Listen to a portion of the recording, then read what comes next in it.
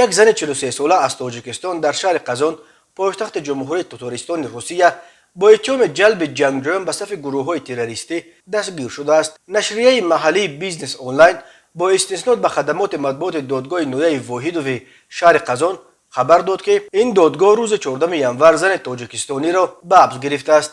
این زن در جستجو قرار داشت و در قزان دستگیر شد. تفتیشات از دادگاه خواست که او را به حبس گیرند و دادگاه حکم حبس او را برای 1 ماه صادر کرد.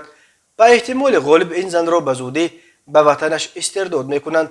معلومات مفصلتر داده است نشریه دیگر محلی تاتار اینفورم. بنا به اطلاع دادگاه نویه واحدوف این زن که فعلا در قزان به سر میبرد بر اساس درخواست مقامات تاجیکستان دستگیر شده است.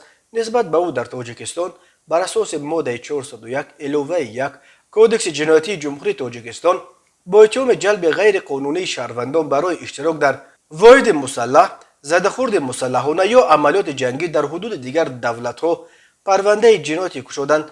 تفصیلات پرونده این زن و نام مناسب او دسترس نیست، ولی بر اساس ماده 401 علاوه 1 به او در تاجیکستان جزا از 12 تا 20 سال زندان تهدید میکند.